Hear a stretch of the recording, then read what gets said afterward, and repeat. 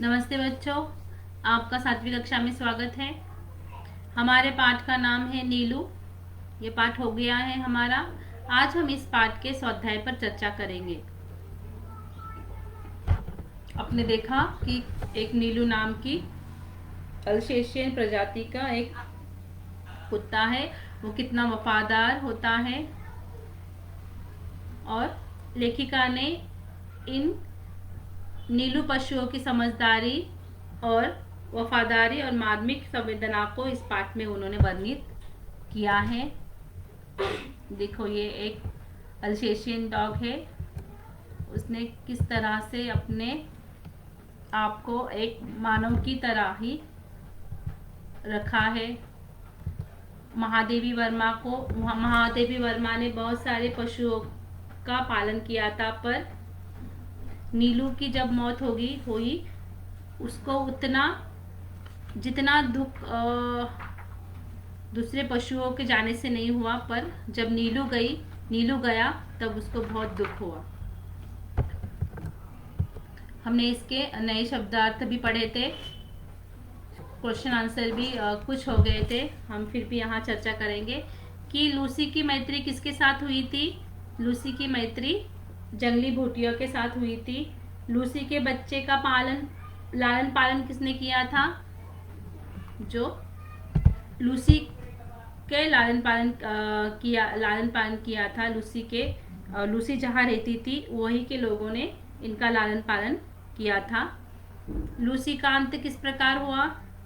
Lucy जब सामान की आदि लाने के लिए गई थी, तब वहाँ लकड़बग्गे आए थे और लूसी ठंड के मारे उसकी घृणा शक्ति कम हो गई थी और वो लकड़बग्गों की गंध सूंघ नहीं पाई और फिर वो लकड़बग्गे का शिकार हो गई। इस प्रकार उसका अंत हुआ।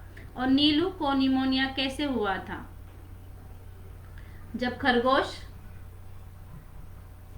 खरगोश एक सुरंग निकाल रहे थे और फिर कई और जाकर निकल रहे थे, तभी वहां जंगली कुत्ते आए थे और खरगोश को खा रहे थे। ये सब उसको नीलू को पता चला और फिर वो नीलू एक सुरंग के मुंह पर जाकर गिरा, रुका जहां वो जंगली कुत्ते थे। तो जंगली कुत्ते जैसे ही नीलू को देखे, वो कुत्ते भी भाग गए और नीलू वही पूरी रात उस सुरंग के सामने ही खड़ा हो गया। और फिर अंदर वाले खरगोश नीलू को देखकर बाहर नहीं निकल रहे थे। उसी प्रकार खरगोशों की जान बच गई, पर नीलू निमोनिया का शिकार हो गया। अगला देखेंगे हम लोग अभी दीर्घ उत्तरी प्रश्न कि लेखिका ने नीलू के रूप में गुणगान किस प्रकार किया है। लेखिका ने नीलू के रूप का किस प्रकार गुणगान किया है, यहाँ आप देख सकते हो। यहाँ उसका उत्तर होगा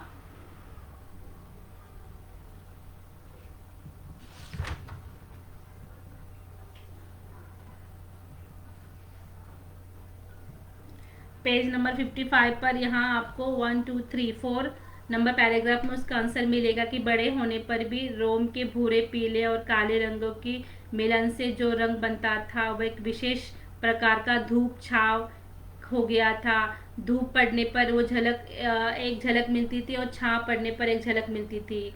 उसके बाद उसके चौड़ाई, नुकीले कानों की भी उन्होंने यहाँ तारीफ की है। सिर के ऊपर अन्य कुत्तों की सिर के बड़ा एक चौड़ा सा लंबोतर एक सुडल था।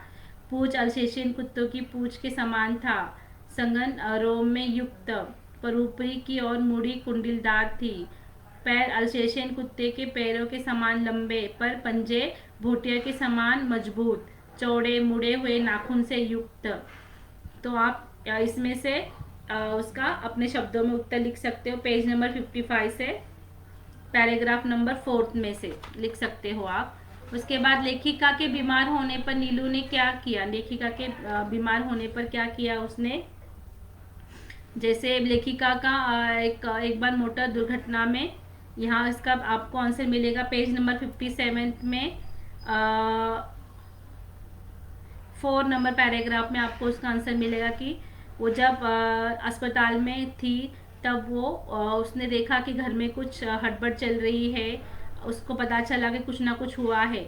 उसके बाद वो उदास हो गया और 3 दिन तक उसने न कुछ खाया न कुछ पिया। फिर डॉक्टर से बात करके, डॉक्टर से अनुमति लेकर वहाँ उनके घर वालों ने नीलू को लेखिका के पास लेकर गए। तो इस तरह से लेखिका के बीमार होने पर नीलू ने पूरा खाना पीना छोड़ दिया था। उसके बाद नीलू के खरगोश को संकट से कैसे बचाया, देखो यहाँ आप लिख सकते हो पेज नंबर 57 का सेकेंड पैराग्राफ में आप उसका आंसर देख सकते हो। अपने शब्दों में उसका लिख सकते हो कि खरगोश धरती के भीतर सुरंग जैसे लंबे और दोनों द्वार वाले बिल खोद देते थे। तो एक दिन ऐसे ही वो खोद रहे थे और वो जिस द्वार से जा रहे थे कहीं और निकल रहे थे और वहाँ जंगली कुत्ते आए थे और फिर वहाँ खरगोश खा रहे थे। ये नीलू ने देखा और फिर वहाँ नीलू जाकर जिस सुरंग से खरगोश निकल रहे थे उस सुरंग के मुंह पर जाकर रुका। वो दिन रात मतलब पूरी रात ठंड के मारे वहाँ रुका, इसलिए वो निमोनिया हो गया। जो हमने पहले वाला जो आंसर था कि नीलू को निमोनिया कैसे हो गया, और ये आंसर सेम ही है। अब उसी को थोड़ा सा मतलब ज़्यादा आंसर लिखकर आप ये आंसर लिख सकते हो। दीर्घोत्तरी है तो उस प्रकार आपको उसके आंसर लिखना है। उसके बाद नीलू में कौन कौन से मानवीय गुण थे, कौन कौन से मानवीय गुण थे, यहाँ पेज नंबर 56 में पहले ही पैराग्राफ में आपको उसका आंसर मिलेगा कि कुत्ते भाषा नहीं जानते थे, केवल ध्वनि को पहचानते थे। पर नीलू का ध्वनि ज्ञान इतना विस्तृत था कि गहरा था और उससे कुछ कहना भाषा जानने वाले मनुष्य बात करने के समान हो जाता था। बाहर अगर वो रास्ते पे घूमने निकले तो यदि अगर उसको किसने कहा कि गुरुजी तुम्हें ढूंढ रहे थे, तो वो विद्युत गति से, यानी उसको भाषा नहीं समझ में आता, फिर भी अगर किसी ने कुछ बोला है तो वो तुरंत समझ लेता था और फिर तुरंत घर पर चला जाता था। तो नीलू के मानवीय गुण का यहाँ लेखिका ने ये किया है कि उसकी जो ध्वनि ज्ञान इतना विस्तृत और गहरा था कि कुछ अगर उसने कुछ बोला भी, किसी ने कुछ बोला तो तुरंत पहचान लेता था। तो इस प्रकार आप उसके उत्तर लिख सकते हो। उसके बाद बहुविकल्प प्रश्न है कि शीतकाल में लूसी की किस कारण लकड़बग्घे की गंध नहीं पा सकी, कौन, यहाँ घृणा शक्ति के कुंठित होने पर, देख नहीं पाने पर। तो यहाँ पहला आंसर है कि घृणा शक्ति, उसकी जो सूंघने की शक्ति है वो क्या हो गई थी, कम हो गई थी, क्योंकि ठंड के मारे वो सूंघ नहीं पा रही थी, इसीलिए वो शिकार बनी। लूसी कौन सी प्रजाति की थी, कौन सी, अल्सेशियन या जंगली भोटिया, अल्सेशियन प्रजाति की थी। नीलू को कितने वर्ष का जीवन मिला था, नीलू 14 वर्ष का उसको जीवन मिला था। उसके बाद एक पैराग्राफ है और पैराग्राफ को पढ़कर आपको उसके प्रश्नोत्तर लिखना। आप पैराग्राफ मत लिखिए अपने नोटबुक में, सिर्फ प्रश्नोत्तर लिखो। जैसे खरगोश किस प्रकार के बिल खोदते थे, खरगोश धरती के भीतर सुरंग जैसे लंबे और दोनों और द्वार वाले बिल खोदते थे। पहले ही लाइन में उसका उत्तर है, आप देखकर लिख सकते हो। खरगोश किसके द्वारे मारे गए, खरगोश किसके द्वारे मारे जाते थे कि वहां जंगली बिल्ले आते थे और वहां उनके द्वारे खरगोश मारे गए। बिल्ली किसको देखकर भाग गए, बिल्ला किसको देखकर भाग गए, नीलू को देखकर बिल्ला भाग गए। ठीक है, तो ये क्वेश्चन आंसर दीर्घोत्तरीय शब्दार्थ आप अपने नोटबुक में लिखो। मैंने उसका आपको एक गूगल फॉर्म भी भेजा है, आप अपना नोटबुक वहां अपलोड कर सकते हो। तो आगे बढ़ेंगे हम लोग, आज व्याकरण पे भी चर्चा करेंगे। यहाँ पेज नंबर 60 निकालो आप भी, और वही के वही आप आंसर लिखो। फिर उसके बाद ये पूरा है जो आप अपने नोटबुक में लिखो, नहीं तो ये ग्रामर का आप इसी में लिखो और अपने टेक्स्ट बुक में ही आंसर लिखो, और फिर क्वेश्चन आंसर का आप मुझे फोटो खींचकर भेजो।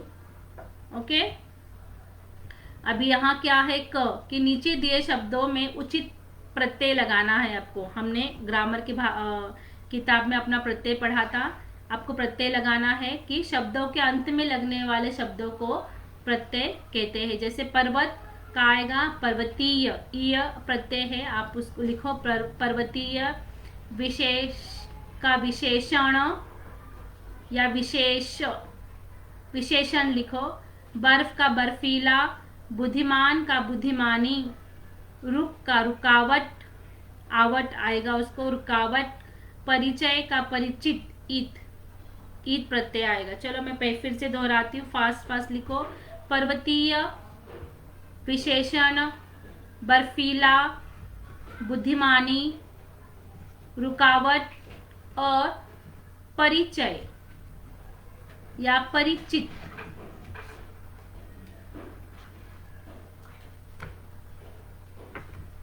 परिचित लिखो जल्दी से। पर्वतीय, विशेषण, बर्फीला, बुद्धिमानी, रुकावट और परिचित, ईट प्रत्यय लगेगा।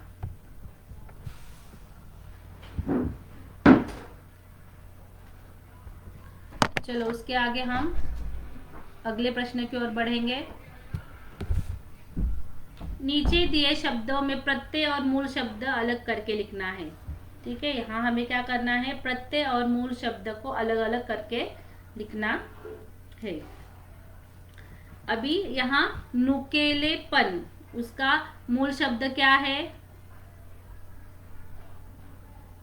नुकीले, और उसका प्रत्यय है पन। लिखो जल्दी से, नुकीले, उसका प्रत्यय है पन।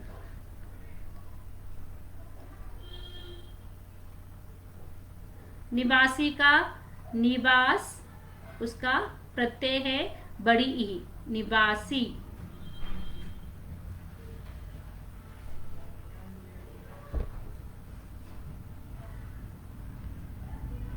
उसके बाद है भुलक्कड़, भुलक्कड़पन, यानी भुलक्कड़ प्लस पन, तो उसका प्रत्यय है पन।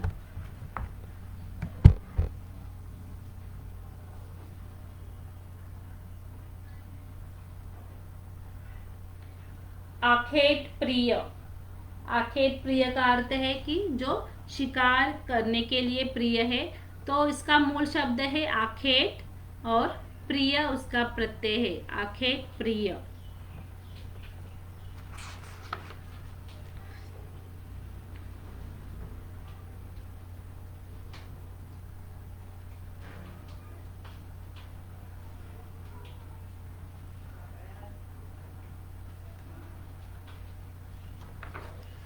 नेक्स्ट है सरसराहट, तो सरसरा, सरसर उसका मूल शब्द है सरसर, और उसका आहट उसका प्रत्यय है, सरसराहट।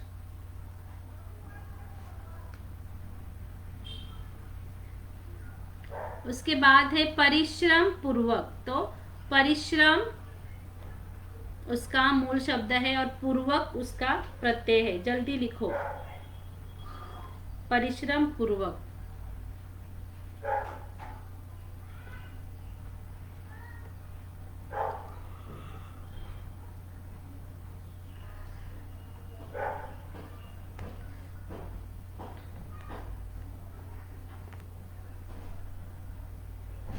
लिखा, मैं फिर से दोहराती हूँ। नुकेले प्लस पन, निवास प्लस ई, भुलक्कड़, भुलक्कड़ प्लस पन, आखेट प्लस प्रिय, सरसर प्लस आहट और परिश्रम प्लस पूर्वक, परिश्रम पूर्वक। ओके, चलो हम अब अगले प्रश्न की ओर बढ़ेंगे। अभी अगला प्रश्न है, दूसरा प्रश्न, कि नीचे दिए वाक्यों में विशेषण शब्द रेखांकित करके लिखिए। आपको यहाँ विशेषण शब्दों को रेखांकित करना है, यानी अंडरलाइन करना है, और उसके सामने उसका वो विशेषण शब्द लिखना है। ठीक है, अभी नीलू एक संज्ञा है। ठीक है, वर्ष का जीवन मिला एक संज्ञा है, वर्ष भी नाम ही है, जीवन नाम है ना। तो यहाँ विशेषण क्या है, 14, यहाँ नंबर आए हैं, तो संख्यावाचक विशेषण है यहाँ। तो नीलू को 14 वर्ष का जीवन मिला, यानी विशेषण क्या है, 14। 14 को नीचे अंडरलाइन करो और वही शब्द आप आगे अपने उस लाइन में लिखो। उसके बाद वह दवा भी पी लेता था। मीठी दवा, कड़वी दवा, और कैसे दोनों मिक्स दवा, कड़वी मीठी दवा होती है ना, तो कड़वी ये क्या है, विशेषण। तो कड़वी के नीचे अंडरलाइन करो आप। नेक्स्ट है, ऊंची दीवार को भी एक छलांग में पार कर लेता था। ऊंची दीवार, तो दीवार एक नाम है, एक चीज का नाम है। ऊंची, तो ऊंची क्या है, इसका विशेषण है।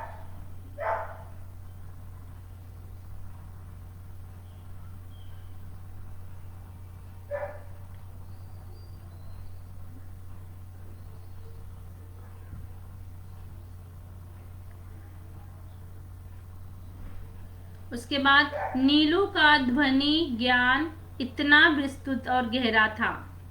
नीलू का ध्वनि ज्ञान इतना विस्तृत और गहरा, ये क्या है, उसके गहरा और विस्तृत, ये उसका विशेषण है। आप इसको अंडरलाइन करो।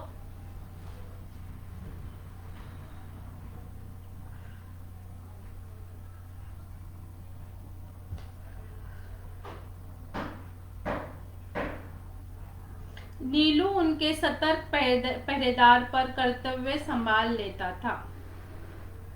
नीलू उनके सतर्क पहरेदार का कर्तव्य संभाल लेता था। यानी इसका कौन सा पहरेदार, कर्तव्य, सतर्क, अलर्ट, ये उसका विशेषण है, सतर्क।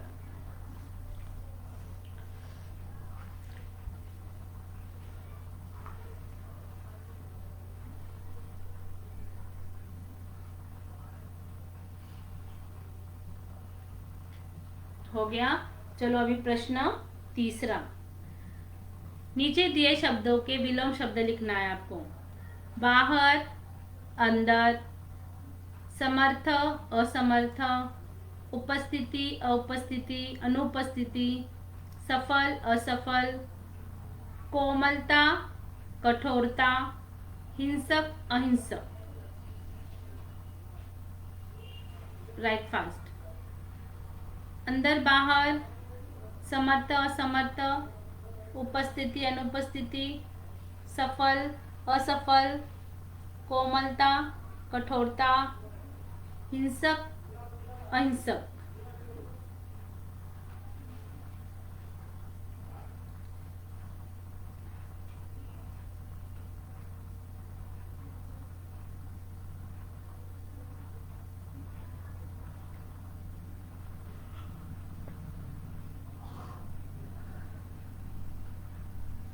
हो गया। चलो अभी अगले प्रश्न की ओर बढ़ेंगे हम। प्रश्न क्रमांक 4। हमने समास को पढ़ा, हमारे ग्रामर की किताब से समास को पढ़ा ना, तो समास पदों का हमें विग्रह करना है। पशु और पक्षी, पशु और पक्षी,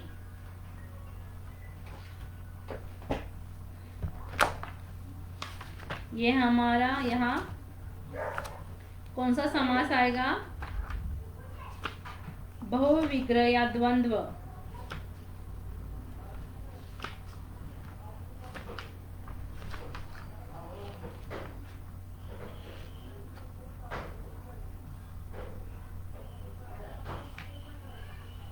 द्वंद्व समास आएगा, पशु और पक्षी।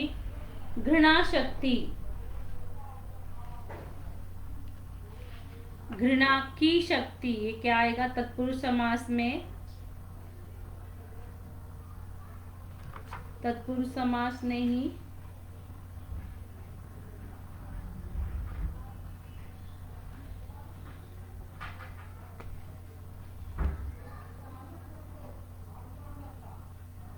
घृणा में शक्ति, तो ये तत्पुरुष समास का ही आएगा, घृणा में शक्ति। 4 और 5 या 4 या 5। आखेट प्रिय,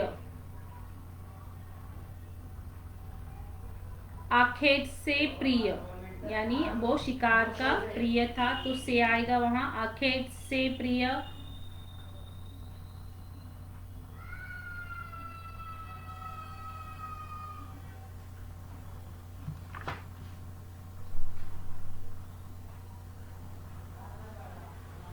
अभी यहाँ क्या आएगा, कर्म धारा है, यहाँ विशेषण और विशेष्य आता है।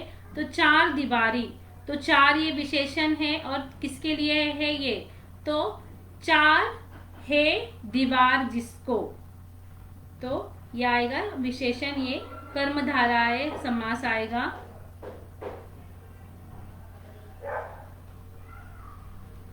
और नियमानुसार, नियम के अनुसार, तो ये तत्पुरुष समास का आएगा, क्या आया है इसमें,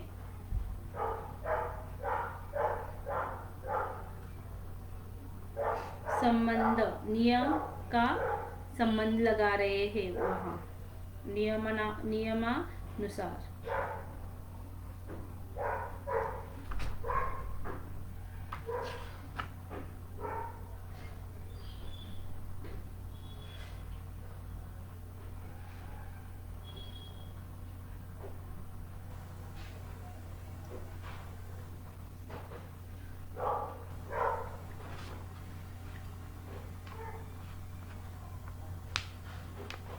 ओके, चलो अभी प्रश्न 5वां। अभी यहाँ त्र के प्रयोग वाले दो शब्द लिखना है, त्र जिसमें त्र है, त्रिशूल, रात्रि, लिखो शब्द। क्ष वाले कक्षा, क्षत्रिय। उसके बाद री वाले जिसमें री है वो कृपा, ऋतु, री की मात्रा है। और नुक्ता वाले नीचे बिंदी होते हैं, जैसे ड और ड वाले तो है ही हमारे, और जमीन, फारसी आदि शब्द।